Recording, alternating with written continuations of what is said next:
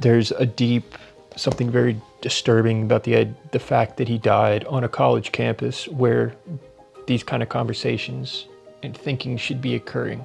What we need next is for people without followings that are not public figures to step up and continue on. For the secret scholars to no longer be secret, to have the conversations. If everyday people step up, they can't stop that. And in that way, Charlie Kirk will live on. I certainly didn't agree with everything that he said.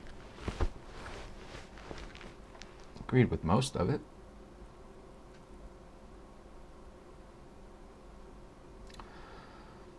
There's a lot of people on the left that I disagree with everything that they say, wholeheartedly. But I don't wish a single one of them dead.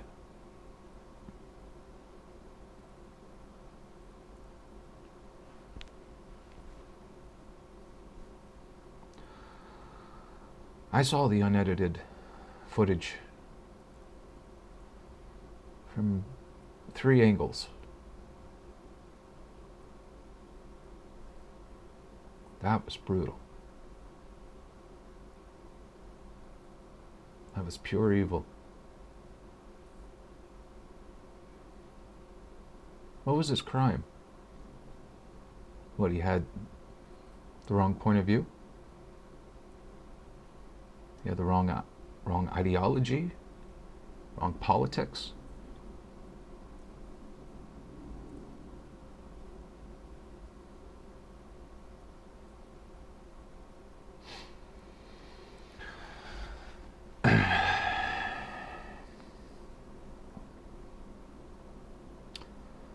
"31 years old.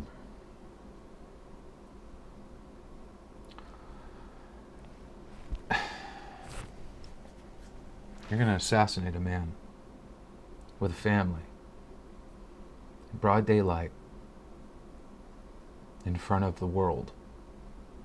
Really kind of speechless. I don't know what to say. But I want to cover some things. I've noticed a few things during this whole process. And just to let you know, as far as where I am information-wise, it is currently 5:37 p.m. on Thursday, September 11th. So it's the day after. At first they had a guy in custody. Why they arrested him, I don't know. He was in the middle of the crowd. He didn't have a weapon as far as a long rifle. He didn't have that. I don't know why they picked him out. I have no idea. But, alright. A lot of this footage I can't show. But I have looked at the footage from several angles. And it's quite brutal. It's heartbreaking. And it's just pure evil. So, at first, today, not yesterday, they said that they had really good video of the shooter, had really good pictures of him, and they were confident that they could find him on their own, and if they couldn't, they would then release photos of him. They released photos of him, which means they lost them. I find that extremely hard to believe, but hey, that's what they're saying. So now they have announced a $100,000 reward.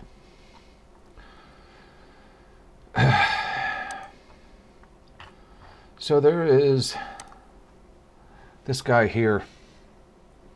I watched him a little bit ago. He went over some of the evidence and, well, just take a look. We've pretty much disproven, right? So let's jump into it. Stay with me. This one might take a little while. Here we go. So decision-making processes of where this took place. Lot going on here. All right. First of all, it's in Utah on Utah Valley campus. Some really, and again, these are just things to think about, okay, as we try to figure this out together. So this is not typically the type of campus where you're going to see huge sort of hate and blowback towards Charlie Kirk. All right. So as far as I know from the campus, it's 60 to 80% Mormon, highly conservative. We saw by tons and tons of students in the crowd who were there as massive fans of Charlie Kirk. Why is that important? That's really important because this campus would be sort of seen as a lower security threat and risk, right? When you're in friendly territory, you're less likely to potentially think something like this could happen here. All right, location. This is important when we're planning entrance routes, exits routes, escape routes, off the target, things like that, because we do know this person got away. Okay, that's the reality of it. The FBI is trying to claim they've had 5 different suspects. They've all turned out not to be true. As far as the law enforcement agencies have told me, with my connections there, they have no idea who this person is. The best they have is that it was a person wearing black. Okay, so regardless of what the FBI is saying, the law enforcement departments are not saying that. All right, now things to think about. You have Utah Valley University here. Okay, what do we have right next to it? A main highway, Highway 15, which conveniently actually leads you only 4.4 miles down the road to Provo Airport. Now, I'm not here to tell you that that is what the shooter necessarily did, that he pre-planned this, had a flight and a ticket out, but I will tell you, with that highway being down on the south side. Yeah, there was a airplane that turned off its radar locating system so that the ground control couldn't see it. Is it related? Don't know, but very strange. Side of campus, where the shooter we'll get into right now actually most likely fled from. That's a quick hop in a car ride, 5-minute car ride right down to the airport, and you're out of there. Also, even if you were just be on the main highway to drive out. All right, so you're starting to see how many advantages the shooter has at this point. All right, now let's get into the actual location, because man, this is a sniper's dream. Like, this location is just absolutely perfect. So as you see here, bottom of the amphitheater here, where Kirk. I really don't think that this was just thrown together overnight. It was planned. This wasn't just a, hey, I got a good idea type thing. Was speaking about 200 yards up here, and we've pretty much confirmed, and we'll get into it. I'll show all the different angles and the different landmarks that show the shooter, with the video of the shooter actually running away, that the shooter was most certainly right in this area on this raised platform here.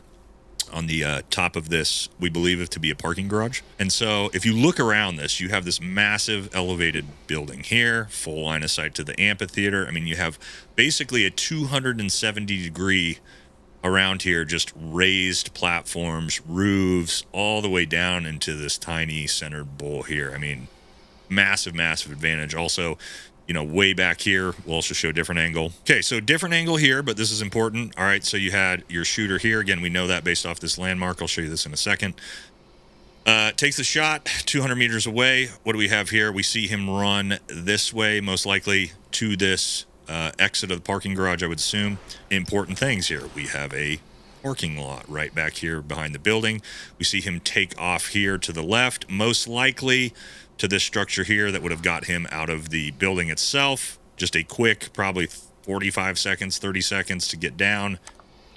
Where were the woods where they found the gun? That's what I'm kind of curious of. I haven't seen where that was actually located yet. Into the parking lot, if you had a car pre-staged. In the chaos of all that happening, the first 30 to 45 seconds, you bail out the back, you jump in your car, you're on the highway in a minute, you're gone. All right, and so here is how we know this is actually where the shooter is, if we analyze this closely. So fortunately, actually, somebody caught this on video. They're right behind Charlie Kirk. We'll show that in a second. Yeah, you'll see it here in a minute. The gunman will actually run to his right, but to our left, briefly. Second.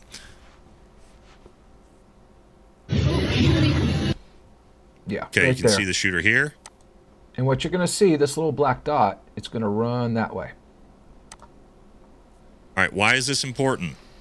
Do you see this raised outposted terrace here? That is this protruding outpost right here, okay? So that's how we've actually identified that landmark, that right here is where that shooter was running off from. Again, this way, most likely to this structure to leave out the backside of the parking garage. All right, as again, you can see here, shooter to the right side, moving to the left, that little outpost that we could see in the video. See, he just ran. You could see it. There's Charlie's tent. All right, so one final look at that, right? Charlie's tent's right here. That would have put that camera right there, which gives you that perfect line of sight straight to this, right? As you can see just over the top of this roof, you see this outpost structure, the shooter moving that way. All right, so maybe this was all luck, right? Maybe this was just all coincidences that all just worked out for the shooter. Is this a situation? Now, he had a total of 4 bullets. One was shot, and there was only 1 shot, and then he had 3 more ready to go in the gun, but obviously he didn't use it because he didn't need it. So that would suggest to me he gave himself a few more rounds just in case. Where we have multiple people involved, that person on the roof isn't actually the shooter. The shooter may have been in a building, inside of a building below that. Again, all speculation and conjecture at this point. But obviously, to my point again, this person got away, which leads me to believe that not necessarily just some random. But again, let's actually get into the actual shot itself. There's a lot going on here too. All right, first thing we're just going to show you is just kind of disprove some speculation and rumors that are going on around here. All right, first one that I've seen, and I thought this at first, right? If you actually, and I can't show you the actual videos of this, right? It's way. As what I originally heard too was it was possible he's wearing some body armor, but he wasn't. You can actually, he'll show it just here in a minute. You can actually see his nipples through the shirt. They don't make bulletproof vests with that on there, so. Too disgusting and graphic. But what a lot of people thought, based off of that initial shot, is you saw his shirt sort of lift up, sort of rattle the chest, and then blood starts to come out. Now, when I watched it I saw it from 3 different angles, all unedited. And if you're going to watch it, be prepared. It's hard to watch. But exactly what he's saying, you actually do see his bed.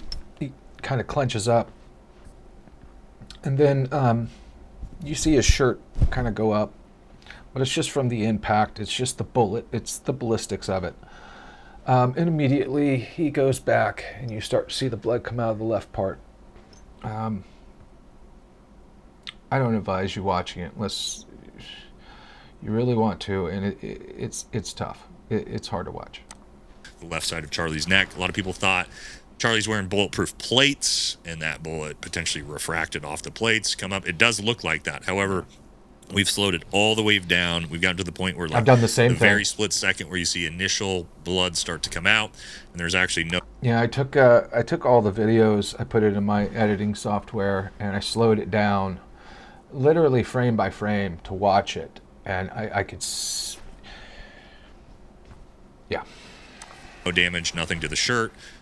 What is even more identifiable about this and proves he has no plates on is this picture. Here all right, the obviously dead giveaway right here. You can see Charlie's nipples. And I can tell you guys they don't make fake nipples on bulletproof vests and bulletproof plates, okay? So that's sort of been thrown out the window at this point. Next one I've seen, conspiracy theory, he was actually hit from behind, and what we saw was an exit wound. No. As if this was some staged assassination hit, you know, with multiple people involved. So no, the problem with that, right, when we actually, again, slow down the footage, which I can't show, you can see the impact, the rattling of the chest. Yeah. Really why that shirt gets lifted up is most likely the vortex of the round pulling it up. We see his body throttle, and then, you know, you have a split second wait, and then you see the blood come out. That's not really how an exit wound works, okay? An exit wound typically would have blown out faster. Not only that, in an exit wound, and the caliber of the bullet, it's a 30-06. That's pretty powerful. An exit wound, especially, we'll get into potential what the round was when we get into shot placement here in a second. You're dealing with a 308 round or a 5.56 round. An exit round is going to just rip tissue and blow a huge hole, okay? Yeah. The exit wounds are going to be a lot bigger than an entrance wound. You can tell by the actual video that... See, the bullet in this rifle, it's designed for hunters. It's designed to fragment, break apart. I mean, that's definitely an entrance wound into the neck, okay? So what we've pretty much clearly identified with this wasn't a refraction of the plates. It wasn't hit from behind. This was a direct shot to the left side of Charlie's neck here, which looks to be straight in the jugular. Now they say neck shot. Why in the neck? Well, you'd be aiming for the head. Well, there's been some speculation out there that, you know, the person who was doing it obviously was nervous. He waited until he had the right moment. He definitely didn't want to be like a Trump thing where, you know, he moves his head, so he made sure he got the shot. Actually, what it is, when you're pulling the trigger, its tendency to it makes the barrel go down a bit, so your shot's going to be a little bit lower. It could, and also there's other things that play into it, wind, all that stuff. Carotid artery. All right, now let's talk about the actual shot itself. A lot into this, all right? So the FBI is trying to say they found the rifle. Here's the thing. So there's a bunch of witness statements from, and people in Utah, almost everybody hunts, right, claiming that they thought it sounded like a 22. Now, due to the damage to Charlie, it almost certainly was not a. On the video, you can clearly hear the pop. A 22 sounds a lot different than that. If you don't believe me, just watch some videos or do it yourself. If you've got the guns, anyone who shoots guns 22 caliber and up, they don't sound anything alike. 22, but what may sound like a 22 is a suppressed 308 or a suppressed 5.56 round. If I had to guess, I think it was probably a suppressed 308. Also, when you hear on the, I don't think it was suppressed because of how loud it was. Let me show you something else. This is an ex-sniper, and he gives his analysis of what actually happened during this. Now, I'm not saying that this other guy doesn't know what he's talking about. He's an ex-Green Beret, the first video. But just listen to what this guy has to say, and I think you'll understand. What's happening? Like, I'm most interested in, is this a lucky shot or is this planned, intentional? That's kind of just what I'm interested in. As a prior Marine Corps Scout Sniper, Force Recon Marine, I'm interested in people who, it's painful to say, but I'm interested in the craft of killing, death. I'm interested in how people pull it off. I'm interested in modern day assassinations, and on one hand, I can't believe I'm doing this. Like, I imagine Charlie Kirk's beautiful kids watching this, seeing their dad, and it just breaks my heart. Yeah. Just to caution you, you don't actually see the gory part of it, but you are going to see the initial hit. So I am warning you ahead of time. He is about to show that. If you have children in the room, please send them out. Viewer discretion is advised here. This was, in fact, not a lucky shot. This was intentional. Gang violence. Great. And then secondly, that's a rifle shot overhead. Oh my God. Great. But the thing is that's interesting is that it's an open shot. It's not suppressed, and it sounds like it was shot in the open, like open space. Yeah. It echoes the way it reverberates throughout this auditorium. It kind of, and I have a map right here. That's why I think it wasn't silenced. The auditorium kind of sinks down, and if it was a professional sniper, they would be inside a building, shooting from inside cover, and that would absorb a lot of that kind of reverberation. It would sound a little different. This shot sounds like it was shot like in an open field, Yeah. with unsuppressed rifle, about a 5.56 caliber. With all the buildings and everything to reverberate the echo of the sound, which is exactly how it sounds. And so then there's this mixture of professionalism and unprofessionalism, which is the most interesting part about this. So the shooter is competent enough to get the shot. Of course, it wasn't, and we'll see later, it wasn't perfectly placed. It was well placed, but not perfectly placed. It got the job done, but if it was, you know, this is 200 yards. A 200-yard shot with a long rifle, you should be able to place that on a penny, you know, exactly where you want it. And it was low, so... When you heard the shot, did it sound like it was close, near to where he was speaking, or did it sound like it was coming from afar, maybe in the back of the crowd, or could you tell?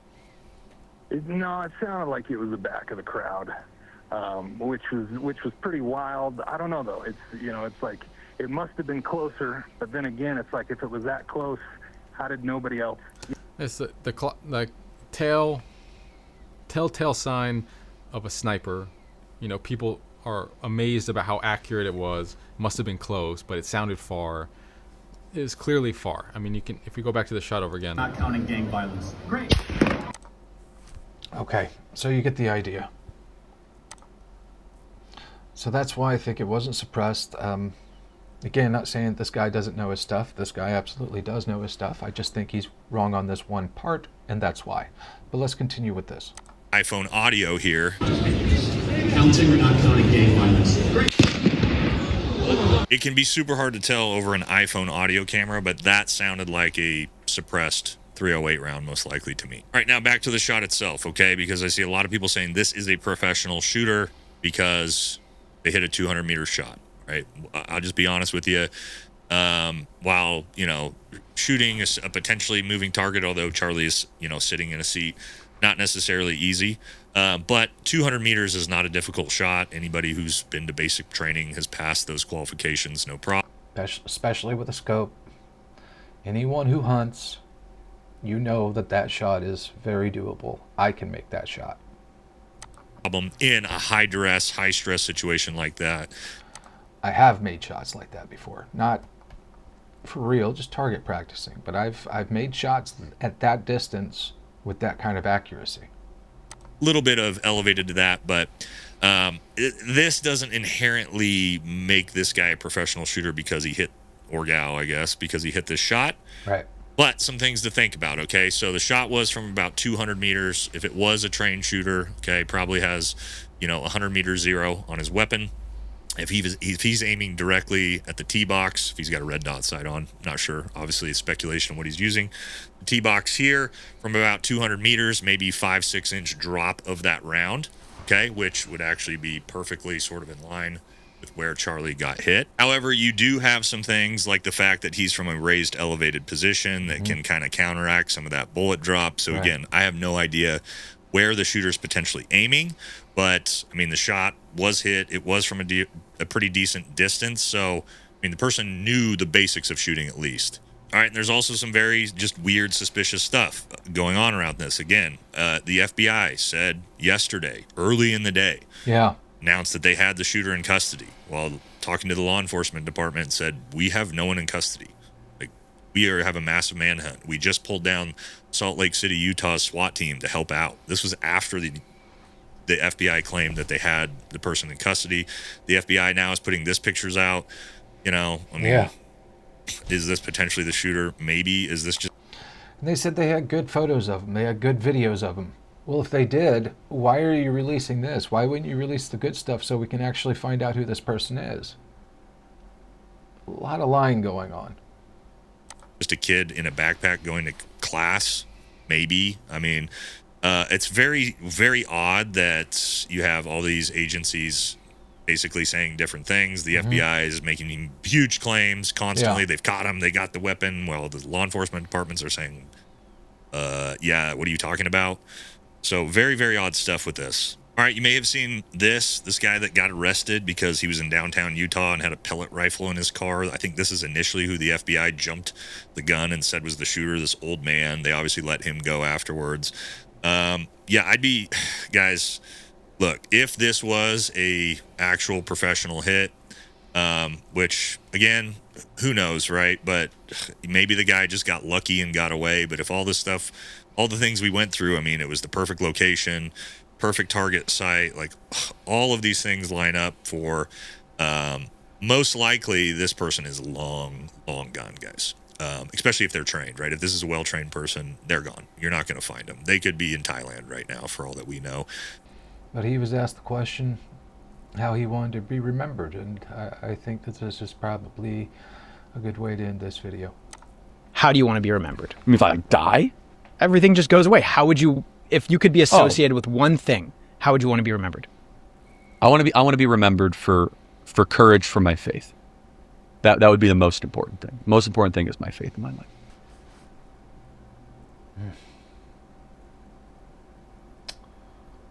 Well, Charlie Kirk, you will be missed. See you on the next one, everyone.